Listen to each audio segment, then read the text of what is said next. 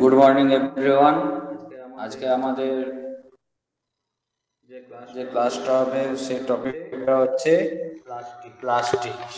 কি তাই তো? হ্যাঁ স্যার। আচ্ছা, সবাই ভালো আছো তো? হ্যাঁ স্যার। হ্যাঁ স্যার।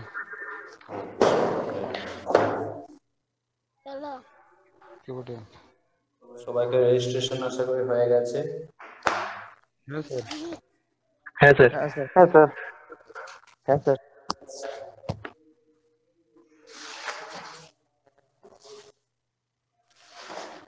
তবে আজকে আমরা প্লাস্টিক নিয়ে আলোচনা করব, ঠিক আছে?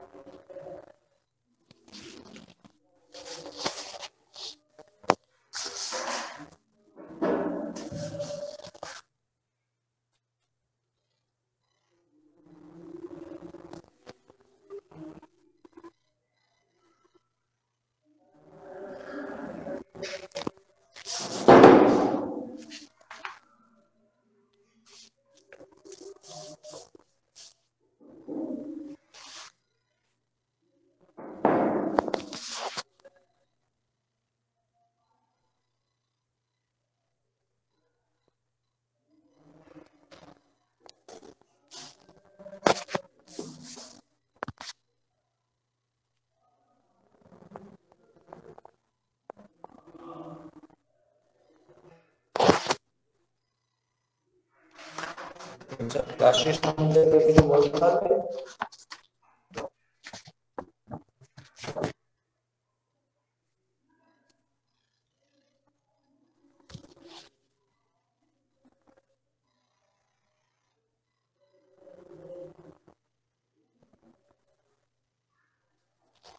বলছি প্লাস্টিক সম্বন্ধে কে কি জানো বলো?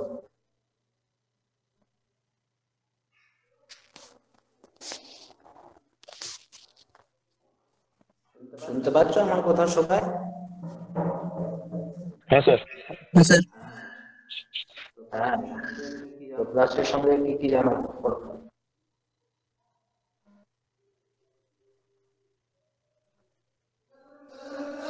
কি হলো, বলতে পারবে না? প্লাস্টিক কোনোদিন নষ্ট হয় না। আর আর কি?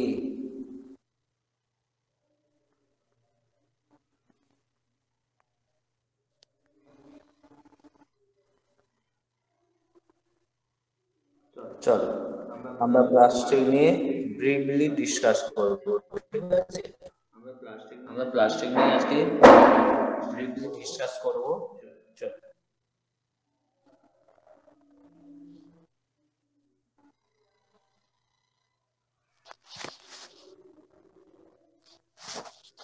দেখো, প্রথমে আমরা প্লাস্টিকের হিস্ট্রি জানবো, ঠিক আছে? প্লাস্টিক কি এসব আমরা জানবো।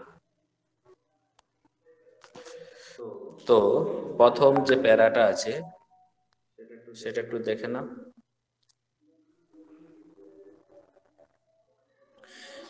Plastic is one of the recent engineering material which is available in market all over the world. Plastic একটা বর্তমান যে ইঞ্জিনিয়ারিং যে ম্যাটেরিয়াল গুলো আছে তার মধ্যে অন্যতম হচ্ছে plastic, which is available in the market all over the world, যেটা আমাদের পৃথিবীর সর্বত্র সব বাজারে পাওয়া যায়। After the long research by the scientists, the birth of plastic in industry took place in 19th century. হচ্ছে রিসার্চারদের একটা দীর্ঘ রিসার্চার মানে গবেষকদের একটা দীর্ঘ গবেষণার পরে আমরা জানতে পেরেছি প্লাস্টিকের জন্ম হয়েছে ঊনবিংশ শতাব্দী, 19th সেঞ্চুরি মানে ঊনবিংশ শতাব্দী। ওকে, তারপরে দেখো শোন, the development of plastic industry may be grouped into 3 stage. Plastic শিল্পে যে ডেভেলপমেন্ট উন্নতি সেটা 3টে ভাগে ভাগ করা হয়েছে, 3টে স্টেজ আছে, 3টে ধাপ আছে। তো 3টে ধাপ কি কি সেটা আমরা এবার আলোচনা করব। চল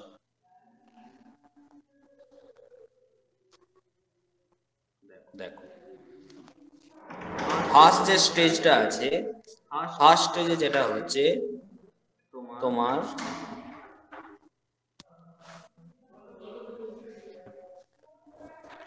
ফার্স্ট দেখো বলছে the main objective of the first stage of development was mainly to initiate or copy the natural plastic.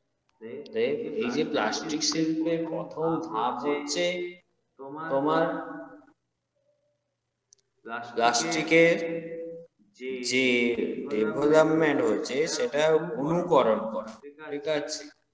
তারপরে নেক্সট দেখো ইন 1865 বলছি তোমাদের স্ক্রিন শেয়ারে আমি যে বর্ডার দিচ্ছি লাইন দিয়ে দিয়ে দেখাচ্ছি, তোমরা দেখতে পাচ্ছ? না স্যার, বর্ডার গুলো দেখতে পাচ্ছি না। না স্যার বর্ডার গুলো আসেনি না? না স্যার।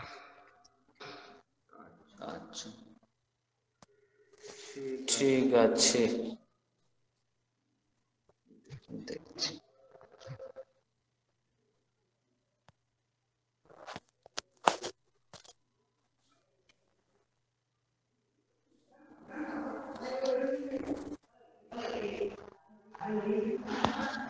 হয়তো কিছু সমস্যা হয়েছে, দেখাচ্ছে না, ঠিক আছে। তোমরা এমনি দেখে নাও, যে পড়ছি দেখো। 1865 camphor and alcohol mixed with nitrocellulose, and the result of the product is known as parasite, which is name of the scientist. This is used for gear wheel or dry knob. বলছে একটা কথা মনে রাখো, প্লাস্টিকের যে প্রথম যে ব্যবহারটা প্রথম শুরু হয়েছিল তোমার ন্যাচারাল যে প্লাস্টিক আছে তার সেটা কপি করে, ঠিক আছে। আমাদের বলছে দেখো 1865 খ্রিস্টাব্দে ক্যাম্ফর আর অ্যালকোহল মিক্সড করা হয়েছিল, মেশানো হয়েছিল কিসের সাথে, লেখা আছে দেখো নাইট্রোসেলুলোজের সাথে ক্যাম্ফর আর অ্যালকোহল মিশিয়ে আমরা যে প্রোডাক্টটা পেয়েছি সেই প্রোডাক্টের নাম হচ্ছে প্যারাসাইট, PARASIT, প্যারাসাইট। সেই প্যারাসাইট নামকরণ হয়েছিল একজন বিজ্ঞানীর নাম, ঠিক আছে। এই প্যারাসাইট কোথায় ব্যবহার হয়? এই প্যারাসাইট গিয়ার হুইলে আর ড্রাই নবে এই প্যারাসাইট ব্যবহার হয়ে থাকে, ঠিক আছে। তারপরে নেক্সট স্টেজে চলো।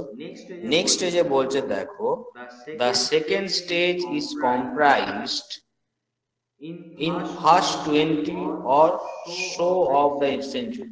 1865 সালে যে শুরু হয়েছে প্লাস্টিকের ডেভেলপমেন্ট, তার পরবর্তী 20 বছর সময়টা গঠিত হয়েছে সেকেন্ড স্টেজ। পরবর্তী 20 বছর সময়টাকে সেকেন্ড স্টেজ বলে অভিহিত করা হয়েছে।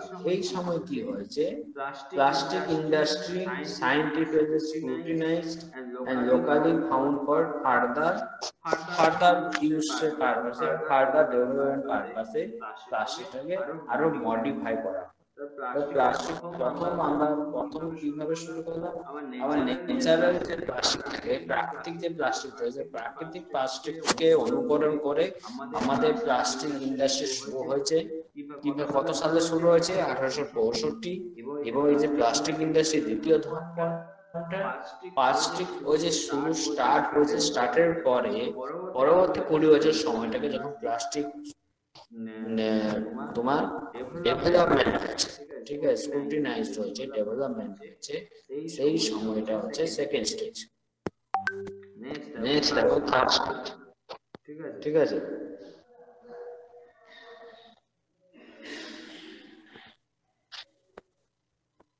নেক্সট হচ্ছে থার্ড স্টেজ। থার্ড স্টেজ দেখো, থার্ড স্টেজে কি বলছে, সায়েন্টিফিক আসলে দেখতে পাচ্ছ সবাই, ওকে।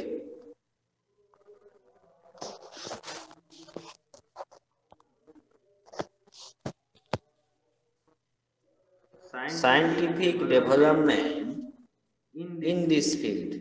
In 1909, Dr. L. Bakelite invented a product named Bakelite, which found to be strong and harmless.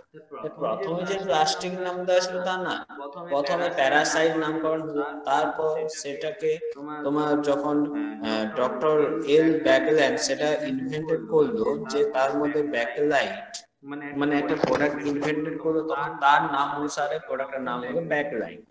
এই ব্যাকলাইটটা কি স্ট্রং আর হার্ড ম্যাটেরিয়াল, মানে প্লাস্টিকের নামকরণটা কি করে আসে সেটা দেখো। প্রথমে প্যারাসাইট, তারপর ব্যাকলাইট, এবং থার্ড স্টেজ বা ফাইনাল স্টেজে দেখো। Final stage includes present the final শেয়ারটা খুব একটা হচ্ছে না,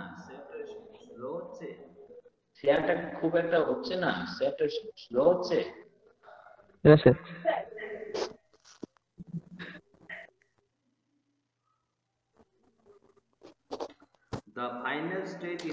The final stage includes present trend, and its main aim was improving the old plastic and producing new varieties of plastic. A final stage হচ্ছে আসলে যেখানে পুরনো প্লাস্টিকটাকে ইমপ্রুভ করা হয়েছিল এবং তার সাথে সাথে নতুন প্লাস্টিকটাকে কি করা হয়েছিল, নতুন বিভিন্ন ধরনের প্লাস্টিক তৈরি করা হয়েছিল। In 1924, the scientist Pollards prepared a produce from urea and formaldehyde. প্রথম যে প্লাস্টিক সেটা প্রথম কি ইউরিয়া ফর্মালডিহাইড থেকে তৈরি হয়েছে। It was transparent like glass and it was unbreakable. The same was produced in different attractive color. মানে ধীরে ধীরে তোমার কি হলো, প্লাস্টিকটা আস্তে আস্তে মডিফাই হতে থাকলো। তোমার কি ছিল ইউরিয়া ফর্মালডিহাইড দিয়ে তৈরি হলো, সেটা কি ছিল, সেটা ট্রান্সপারেন্ট ছিল, গ্লাস যেমন কাঁচ যেমন ট্রান্সপারেন্ট সেরকম ট্রান্সপারেন্ট ছিল। তারপরে তার সাথে কি ছিল, ইট ওয়াজ আনব্রেকেবল মানে ভাঙেনি, ভাঙতো, ঠিক আছে। আর কি ছিল, এবং ওই যে প্রোডাক্টটা এবার বিভিন্ন কালারের প্রোডাক্ট তৈরি হলো, ঠিক আছে। নেক্সট দেখো কম্পোজিশন। প্লাস্টিকের কি কম্পোজিশন দেখো, তার তিনটে স্টেজ। প্রথম স্টেজে আমরা কি পেলাম, প্লাস্টিকের নাম হচ্ছে প্যারাসাইট। সেকেন্ড স্টেজে নাম পেলাম ব্যাকলাইট।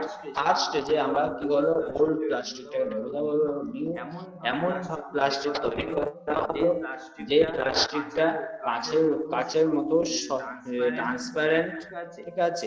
আর কি নমনীয় হওয়ার জন্য কি হয়, ভেঙে যায় না, ওকে। এবং তার সাথে বিভিন্ন কালারের প্রোডাক্ট তৈরি হলো, বিভিন্ন কালারের প্লাস্টিক আমি পেলাম। এই হচ্ছে প্লাস্টিকের ইতিহাস জানাটা খুবই জরুরি। এবার তুমি দেখো নেক্সট যেটা বলছে, নেক্সটে দেখো বলছে কম্পোজিশন কি কি নিয়ে গঠিত। Plastic is a organic substance, it consist of natural or synthetic bender or without molding component, ঠিক আছে। তো প্লাস্টিক হচ্ছে একটা জৈব অর্গানিক সাবস্টেন্স বলছে। এটা কি নিয়ে গঠিত বলছে, প্রাকৃতিক বা সিনথেটিক ব্যান্ডার নিয়ে গঠিত অথবা without molding component. In general plastic,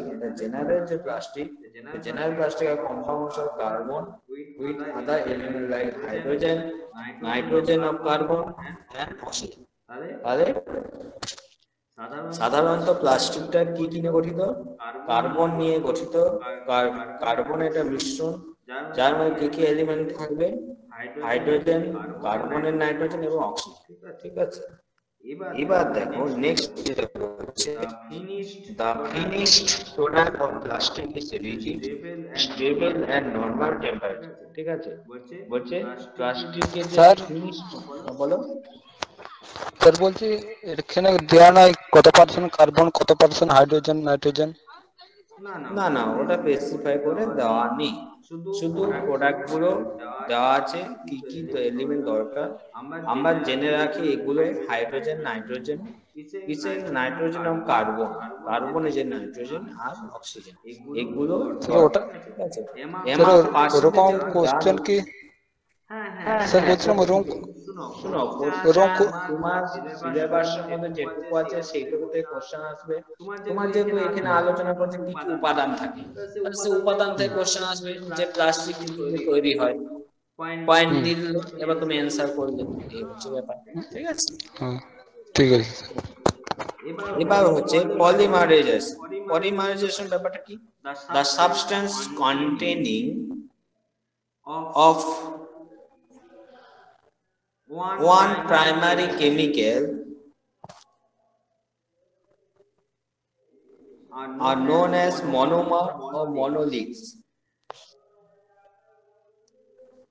বলছে the substance contain one primary, বলছে একটা প্রধান কেমিক্যাল নিয়ে যদি বস্তুটা গঠিত হয় তখন তাকে মনোমার বা মনোলিথ বলে। ওকে, এবার যদি বলি they are synthesized from polymer by the process known as polymerization।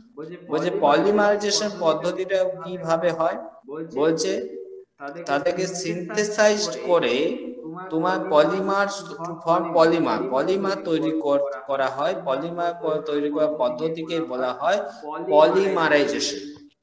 The properties like কি হয় পলিমারাইজেশন জন্য? The properties like strength, rigidity, elasticity R unproved বা পলিমারাইজেশন।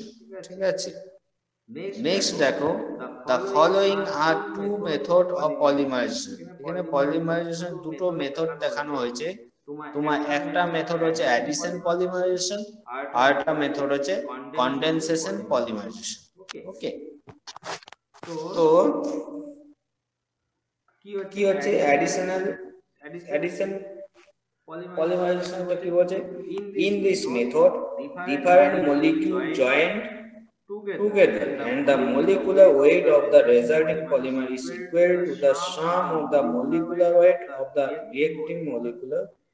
বলছে এটা পদ্ধতি যেখানে বিভিন্ন মৌলিক উপাদানগুলো কি হয় একসাথে যুক্ত হয় এবং যে the molecular weight of resulting polymer are equal sum of the molecular weight reacting। বলছে এই যে বিভিন্ন ধরনের মলিকিউল নিয়ে যুক্ত হয়ে আমাদের যে পলিমারটা তৈরি হচ্ছে, সেই পলিমারের যে মলিকুলার ওয়েট, অন্য সব যে মলিকুলার ওয়েট আছে রিয়েক্টিং মলিকুলার, তাদের ওজনে প্রায় সমান।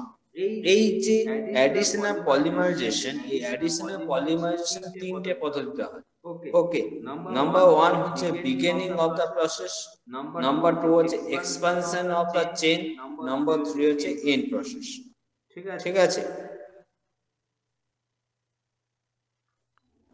বুঝেছো? স্যার এডিশনাল পলিমারাইজেশনটা একটু একবার বলুন তো। পলিমারাইজেশনটা কি বললাম? পলিমারাইজেশনটা অ্যাডিশন পলিমারাইজেশন হচ্ছে আমরা প্রথমে বললাম পলিমারাইজেশন। পলিমার তৈরি করার পদ্ধতিকে বলা হয়েছে পলিমারাইজেশন।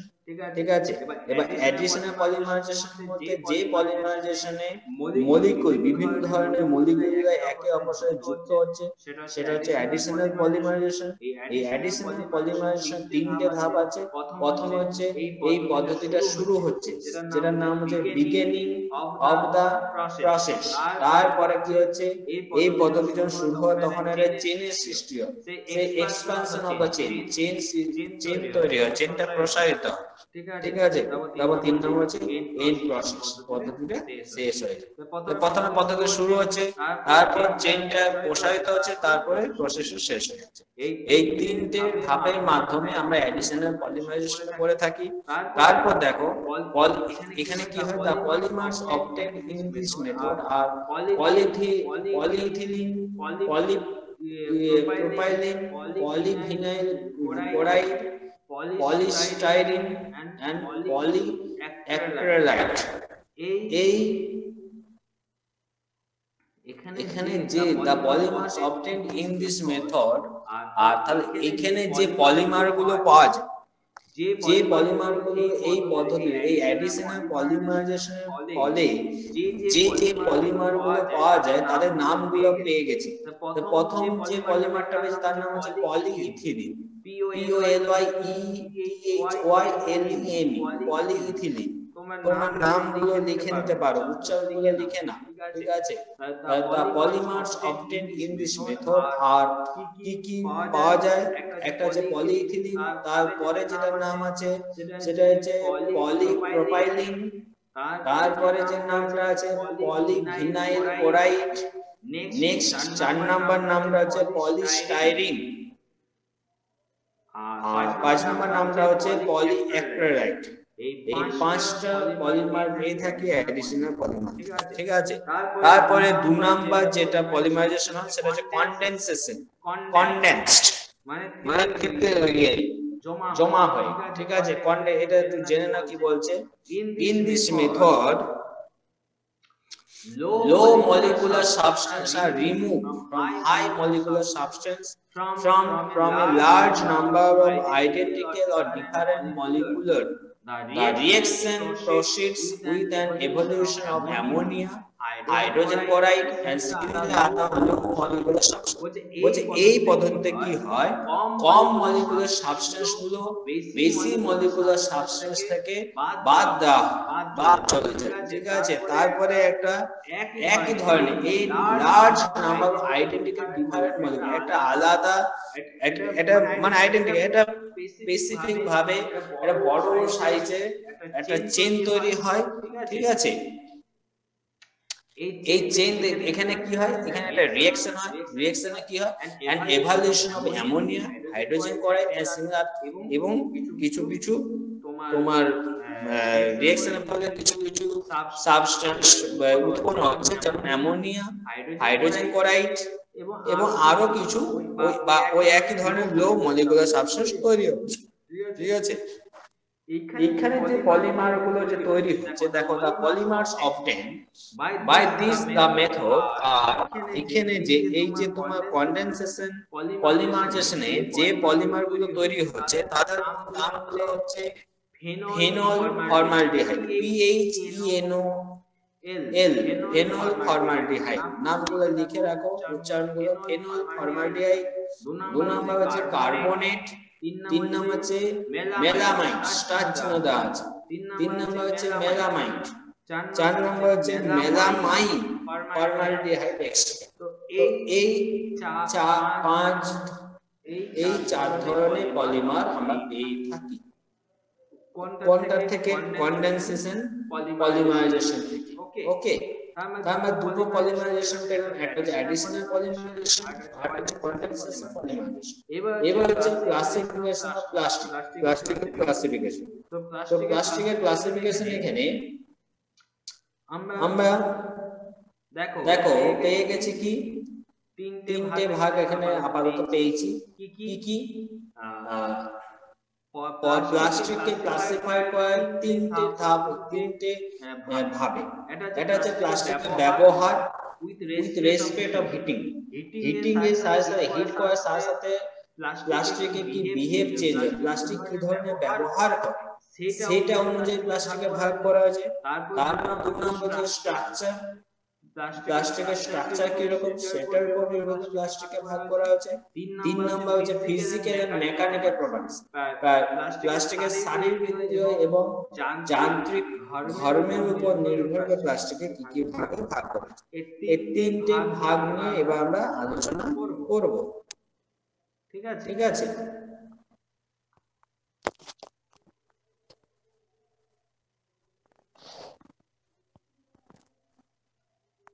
দেখো প্রথম হচ্ছে বিহেভিয়ার রেসপেক্ট অফ হিটিং অনুযায়ী প্লাস্টিককে কিভাবে ভাগ করছে। তোমাদের দুটো ভাগে, একটা থার্মোপ্লাস্টিক আর হচ্ছে থার্মোসেটিং। Thermoplastic, thermosetting. থার্মোপ্লাস্টিকটা কি? থার্মোপ্লাস্টিকটা হচ্ছে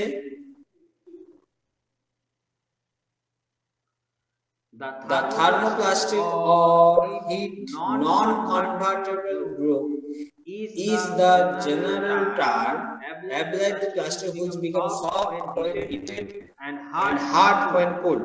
বলছে থার্মোপ্লাস্টিক বলছে যে প্লাস্টিকটাকে গরম করলে প্লাস্টিকটা নরম হয়ে যায় এবং ঠান্ডা করলে প্লাস্টিকটা শক্ত হয়ে যায়। The process of softening and hardening may be repeated for an indefinite definite মানে নির্দিষ্ট একটা অনির্দিষ্ট টাইম নিয়ে কি করা হয়, এটাকে তোমার এই প্রসেসটা একবার সফট করা হয়, একবার হার্ড করা হয়, একবার নরম করা হয়, একবার শক্ত করা হয়। Provided temperature during heat is not so high as to cause chemical decomposition. বলছে কি করা হয়, হিট করার সময় বেশি কিন্তু হিট করা হয়, ঠিক আছে, বেশি গরম করা হয় না, উচ্চ তাপমাত্রায় গরম করা হয় না। So it is possible to save and reshape plastic by means by heat and temperature, ঠিক আছে। তো এখানে কি হয়, প্লাস্টিকের আকার আকৃতি তোমার পরিবর্তন হয়, প্লাস্টিকের আকার আকৃতি পরিবর্তন হয়, তাপ প্রয়োগ করে, তাপ এবং তাপমাত্রা। হিট মানে তাপ, টেম্পারেচার মানে তাপমাত্রা, ঠিক আছে, এই দুটোর ফলে। বুঝেছো? হ্যাঁ sir. The advantage of this variety plastic is that the scrap obtained from old and worn without worn out article can be effectively used again. তাহলে কি হলো, আমরা থার্মোপ্লাস্টিক কি করলাম, থার্মোপ্লাস্টিক আমরা একটা জিনিস জানলাম যে থার্মোপ্লাস্টিকে তোমার থার্মোপ্লাস্টিকে আমরা যেটা জানলাম যে আমরা একবার করে গরম করছি, একবার করে শক্ত করছি, এই দুটো পদ্ধতির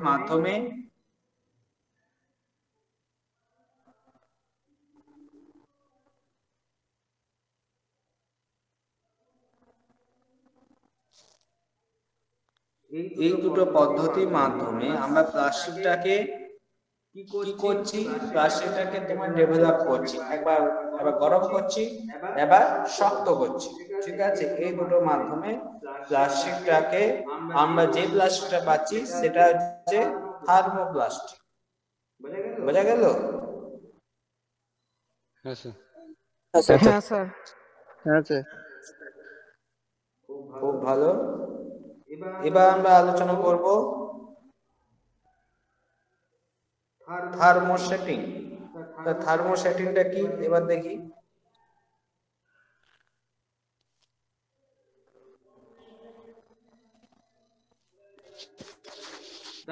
দেখো থার্মোসেটিংটা কি বলছে,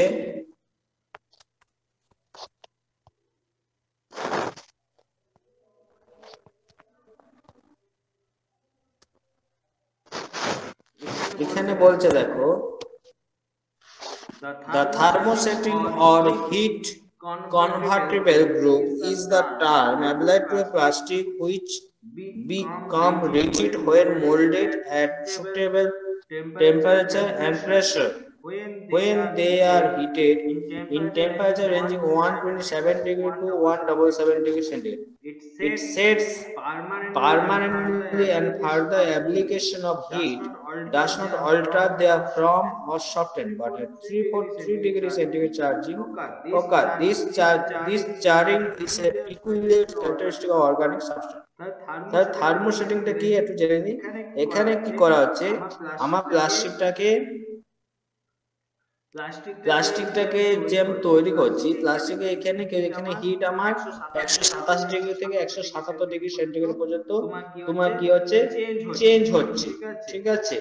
এবং তার সাথে সাথে কি হচ্ছে, এটা পার্মানেন্টলি ইট সেটস এটা পার্মানেন্টলি ভাবে সেট হয়ে আছে এবং further application of heat does not alter their form of solid. মানে এর পরেও যদি আমি হিট অ্যাপ্লাই করি, এদের আর মানে এরা যে শেপটা পায়, যে আকারটা পায়, সে আকারে কোনো পরিবর্তন হয় না, ঠিক আছে। কিন্তু টেম্পারেচার যদি 343 ডিগ্রি হয়ে যায় বা তার উপরে, তখন কি হয়, সার্টেন চেঞ্জ হতে শুরু করে, ঠিক আছে।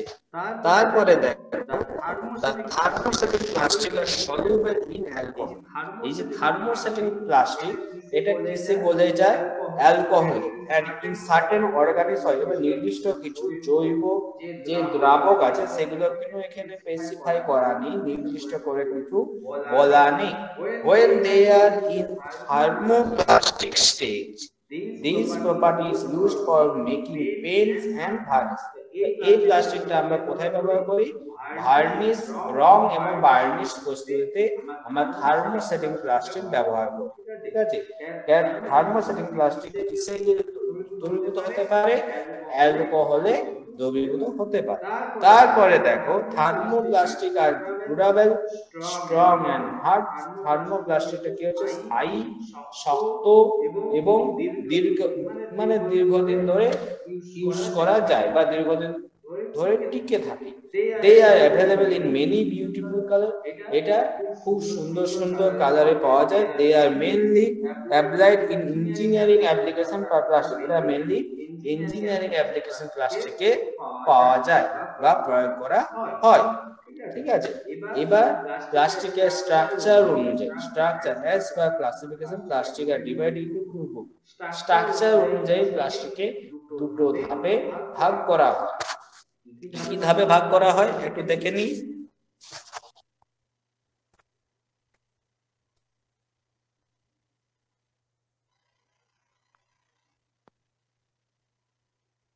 স্ট্রাকচার অনুযায়ী প্লাস্টিককে তোমার দেখো এখানে দুটো ভাগে ভাগ করা আছে, ঠিক আছে। দুটো তিনটে ভাগে ভাগ করা আছে। প্রথম যে ভাগটা সেটা হচ্ছে রিজিড প্লাস্টিক। রিজিড প্লাস্টিক কি, this plastics process a high modulus of elasticity. এই প্লাস্টিকে ইলাস্টিসিটি, রিজিড প্লাস্টিক ইলাস্টিসিটি নেই, ঠিক আছে। and they retain their slope under exterior stress, apply a normal or moderately increased temperature। বলছে এই মানে সান্দ্রতা ধর্ম বা রাবারকে যেমন টেনে দেওয়া হয়, গার্ডারকে যেমন টেনে দেওয়া হয়, সেই ইলাস্টিক ধর্মটা এই প্লাস্টিকে নেই। যদি বাইরের থেকে চাপ প্রয়োগ করা হয় বা বাইরে থেকে চাপ দেওয়া, তা সত্ত্বেও এর কোনো পরিবর্তন হয় না, ঠিক আছে। তারপর যে semi rigid plastic. Semi rigid প্লাস্টিকটা হচ্ছে রিজিড প্লাস্টিকের তুলনায় একটু নমনীয়, ঠিক আছে। রিজিড প্লাস্টিক নমনীয়, এটা হচ্ছে সেমি রিজিড। এই ইলাস্টিসিটি ধর্ম বা সান্দ্রতা ধর্মটা মিডিয়াম বা মাঝারি মাপে এবং এটা কি হয়, elongation under pressure complete disappear when pressure is removed, ঠিক আছে। বলছে যখন একে চাপ প্রয়োগ করা হয় তখন ইলংগেট হয়, দৈর্ঘ্যে বেড়ে যায়।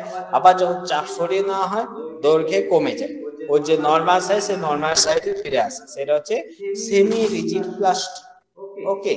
তাহলে হার্ড প্লাস্টিক কি বা রিজিড প্লাস্টিক কি, যে প্লাস্টিকটা আমরা যদি বাইরেতে চাপ প্রয়োগ করি তাহলে কি হয়, এটা ইলংগেশন হয় না, বৃদ্ধি হয় না। যেমন রাবারের গার্ডারকে তুমি টান দেবে, বৃদ্ধি হয় এটা নির্দিষ্ট ডিসটেন্স পর্যন্ত, তারপর ছিঁড়ে যায় যখন ও চাপটা সহ্য করতে পারে না। কিন্তু রিজিড প্লাস্টিকে তাও হয়, কোনো প্রকারে চেঞ্জ হয়।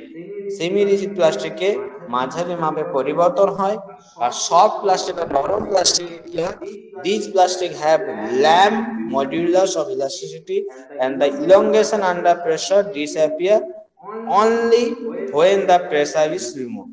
বলছে এটা এটারও তোমার সান্দ্রতা ধর্মটা কম, মানে সান্দ্র ধর্ম বেশি। রাবারটা যদি টানা হয় ও সেটাকে সারা দেয়, ঠিক আছে। নরম প্লাস্টিক যেটা বলে, নরম প্লাস্টিকের দেখবে আমি যে কোনো সাইজ যদি একটু টেনে যদি ইয়ে করে তোমার আমার যে ইয়েটা ধরো টিউবটা কিন্তু দেখবে টানবে, ওটা কিন্তু আকারে ইয়ে দৈর্ঘ্যে দেখবে বাড়ে, তাই না? যখন আমরা কিছু বাঁধি মোটরসাইকেলের জন্য তখন দেখবে দৈর্ঘ্যে বাড়ছে, দিয়ে আমরা যখন সেটা খুলে দিই আবার সে নর্মাল জায়গায় চলে যায়। তো ওটা কি প্লাস্টিক? ওটা নরম প্লাস্টিকের জন্য এটা সম্ভব কি, তাই তো? হ্যাঁ স্যার। হুম। এবার হচ্ছে ইলাস্টোমোটর। এই ইলাস্টোমোটরটা কি? These plastic are of soft and elastic material having low modulus elasticity. এটাও নরম এবং এই ইলাস্টিক ম্যাটেরিয়ালটা হচ্ছে লো মডুলাস, মানে সান্দ্রতা কম, বা মানে যে রাবারের যে সান্দ্রতা ধর্ম সেটা এর মধ্যে বর্তমান থাকে, এবং এটা deformation is in tension, the deformation disappear rapidly at room temperature. তো এই যে ডিফর্মেশন যে চেঞ্জ হয়, চাপ প্রয়োগের ফলে যে চেঞ্জ হয়, সেই চেঞ্জটা যদি সেই চাপের সরিয়ে না হয়, সেটা সাধারণ টেম্পারেচারে এ আবার স্বাভাবিক অবস্থায় ফিরে আসতে পারে, ঠিক আছে। এবার নেক্সট দেখো রেজিন কি বলছে? রেজিন বলছে the plastic are grouped in two groups based on their behavior according to heating. Resin or bender are also broadly divided into following way. এই যে রেজিনটাকে আমরা দুটো ভাগে ভাগ করছি, একটা থার্মোপ্লাস্টিক রেজিন আর একটা থার্মোসেটিং রেজিন। তো থার্মোপ্লাস্টিক রেজিনের মধ্যে প্রথম ভাগটা হচ্ছে অ্যালকাইড। প্রথম ভাগটার নাম হচ্ছে অ্যালকাইড। এই অ্যালকাইড কি থেকে তৈরি হয়? এই যে গ্লাইসেরিন, GLYCERIN, গ্লাইসেরিন এন্ড অপথালমিক অ্যানহাইড্রেট। আচ্ছা, তোমাদের কি চাপ হয়ে যাচ্ছে রেজিনটা? হ্যাঁ স্যার। অসুবিধা হচ্ছে? হ্যাঁ স্যার, ওটা কালকে হলে ভালো হতো। কালকে করব না, তাহলে তোমার আজকে বিকেলে আর একটা ক্লাস নিয়ে নেবো, থিওরি, ঠিক আছে? আজকে তাহলে মোটামুটি দুপুর 2টোর সময়।